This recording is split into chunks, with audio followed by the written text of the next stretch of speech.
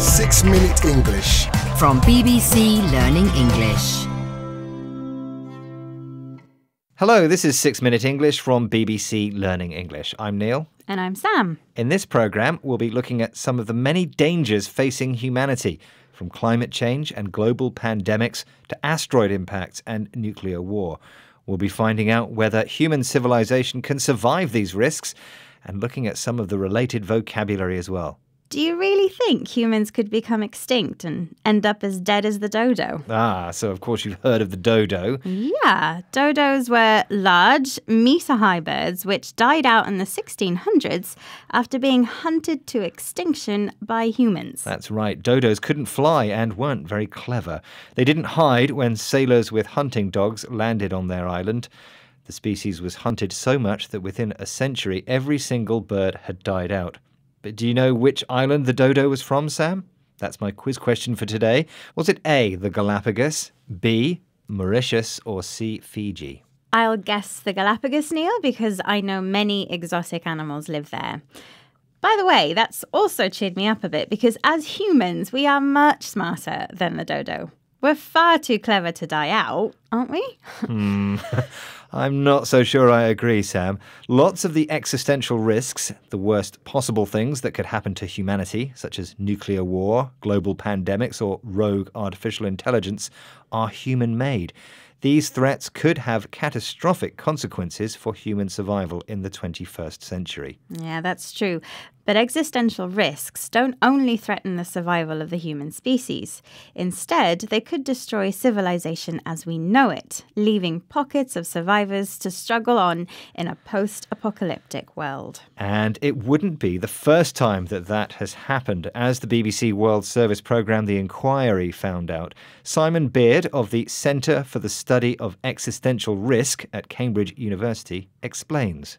The historical record suggests that about once every 1,000 years, an event occurs that wipes out about a third of the human population. So in the Middle Ages, this was the Black Death, huge plague that covered Eurasia, or there was also dramatic global cooling at that time, which many people think was related to volcanic eruptions, and about a third of the global population died. So, humanity has been facing these risks throughout history, according to the historical record, the collection of all written and recorded past events concerning the human race. Yes, wars and plagues, infectious epidemic diseases which spread between countries, can quickly wipe out or completely destroy millions of people. Yeah, and there's not much we can do to stop disasters like that. True, Sam, but what about individuals who actively work to bring about the end of the world, like apocalyptic terrorists, rampage shooters, fundamentalist cults, like those who organised the poisonous gas attack on the Tokyo subway? Those are people who want to end human life on Earth and bring about doomsday, another word for the final apocalyptic day of the world's existence. Right, and things got even scarier in modern times with the invention of nuclear weapons. During the Cuban Missile Crisis between America and the USSR, for example, risk experts estimated a 41% probability that human life would be completely wiped out. Seth Baum of New York's Global Catastrophic Risk Institute explains how human error almost brought about doomsday. There are some ways that you could get to a nuclear war without really intending to. And probably the biggest example is if you have a false alarm that is mistaken as a nuclear attack. And there have been a number of maybe even very serious false alarms over the years in which one side or the other genuinely believed that they were under nuclear attack when, in fact, they were not at all under nuclear attack. One such false alarm, an incorrect warning given so that people wrongly believe something dangerous is about to happen, came about in 1995 when the US sent missiles up into the Earth's atmosphere to study the aurora borealis, the northern lights. Soviet radars picked up the missiles, thinking they were nuclear warheads, and almost retaliated. Nuclear Armageddon was only averted by the actions of one clear-thinking Russian general who decided not to push the red button. Phew, a close shave then. Well, Neil, all this doom-mongering has made me want to just give it all up and live on a desert island.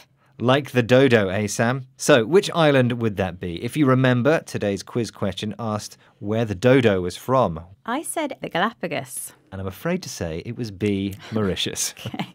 So, to recap, in this program we've been discussing doomsday, the final day of life on Earth, and other existential threats, dangers threatening the survival of humans on the planet. We looked back throughout the historical record, all recorded human history, to see examples of threats which have wiped out or killed millions of people in the past, including wars and plagues, which spread epidemic diseases between populations. And we've seen how modern dangers like nuclear war and climate change further reduce the probability of human survival. But, Sam, it's not all doom and gloom. Okay. The same scientific intelligence which split the atom could also find solutions to our human-made problems in the 21st century, don't you think? Okay, so the end of the world might be a false alarm or unfounded warning after all. Let's hope we'll all still be here next time for another edition of 6 Minute English. Bye for now. Bye-bye. 6 Minute English. From BBC Learning English. Hi everyone, we hope you enjoyed that video and thank you very much for watching. We have so many more just like it, so if you don't want to miss a single one, make sure to subscribe and we will see you regularly. Hope to see you soon. Bye guys.